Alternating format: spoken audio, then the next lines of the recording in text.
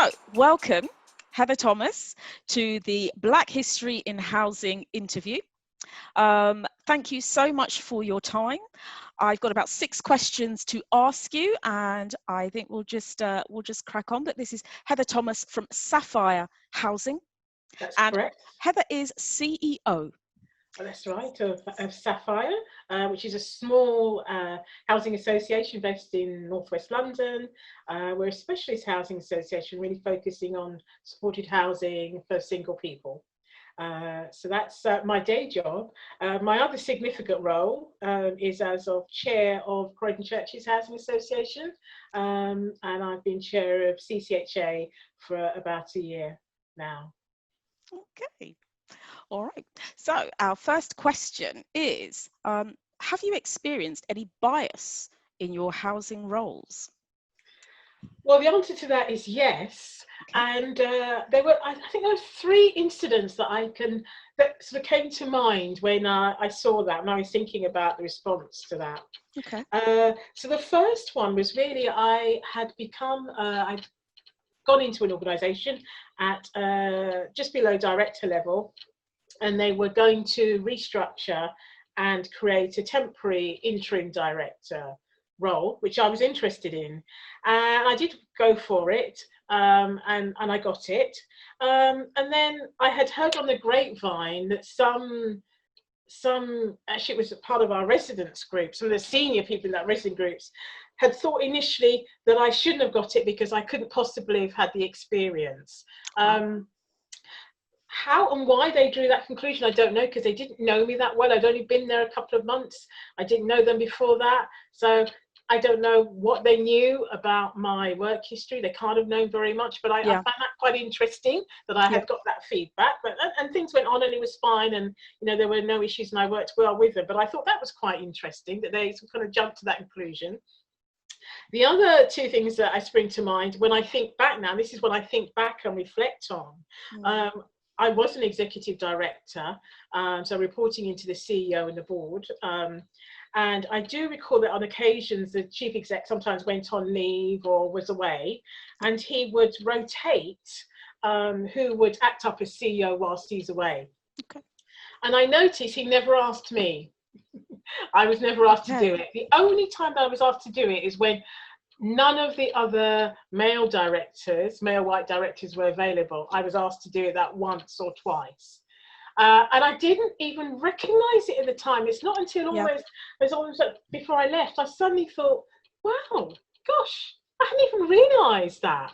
So I found that quite interesting. And I know that my experience was as good as, if not better, in terms of years and responsibilities than the other directors that are being asked. So again, I found that quite interesting. Yeah. And the third one I think about is more recently, as CEO of Sapphire, I was at a housing event, and I was introducing myself to somebody quite senior in the movement. And they were saying to me, oh, I must have met you somewhere before. I'm sure I met you before. And I said, really? I don't think so. And they said, yes, you were at that dinner last year. And I go, what dinner was that? I don't recall meeting you. And they said, oh, yes, you were at the dinner for the BME Directors Group in London. And I said, no, I wasn't at that dinner. And I wouldn't have been at that dinner because although I am a CEO, I'm a CEO of a mainstream small housing association. It's not a BME association. They said, oh, okay. And I kind of, what I took from that, Valentina, was that what they were really saying is if I was a CEO, it must be because it's a black-led organisation. I couldn't possibly be a CEO of a mainstream organisation. I found that really quite interesting. So the biases I'm talking to you about are not the overt ones where I've had racist abuse. I mean, I have had racist abuse. I have had racist abuse from a resident, actually.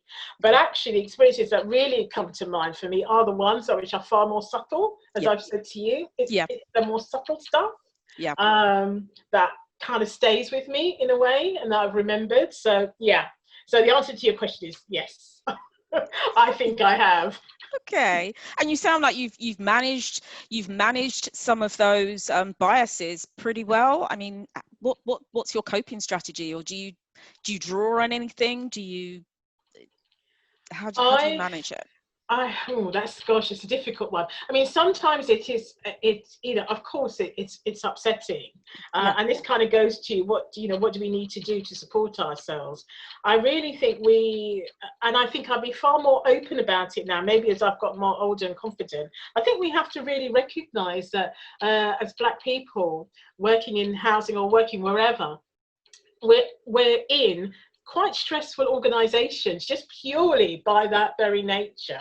Yeah. The fact that we're Black people working in organisations, we're going to be a minority, and there are going to be assumptions and biases. So that already is a stressful situation before you even bring into the work context or anything else. So I think we should recognise that and make sure that we get the support around us. I think generally I've always had really good support around me. I think sometimes you do doubt yourself, but I think I've always believed in my own capabilities and in who I am.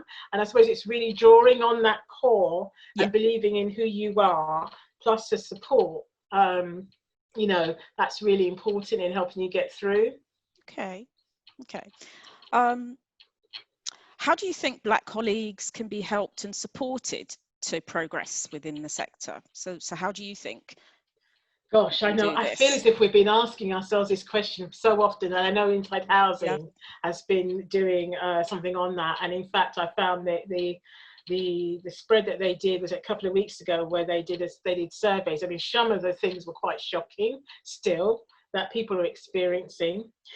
So for a lot of this to me goes to the culture of the organisation or organisations in housing. I think we need to, as housing organisations, have an inclusive culture where all employees feel part of that culture and feel that their voice will be heard, and the contributions that they are making are recognised and rewarded. So that's got to be a number one start. So a lot of this is about the culture that's set by senior managers and the board of organisations, and making your staff feel part of the organisation.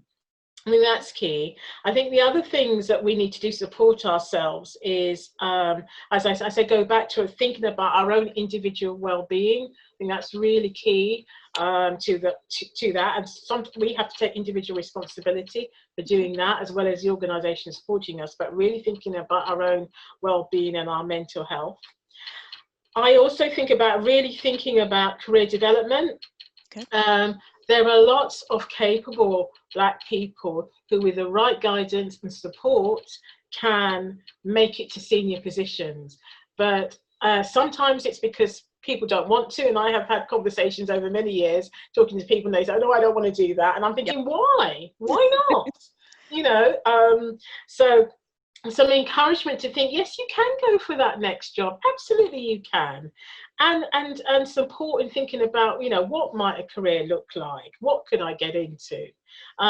Maybe a bit like what you've done, Valentina, really sort of thinking about it, sort of then taking the next step. And I think obviously linked to that is training and development. So I think there are a number of things, the culture of the organisation, thinking about your career development, having, I suppose, an aspirational desire maybe to do something different or to move up, but individually really taking care of yourself in that organisation. Absolutely. And sometimes some organisations are just not for us.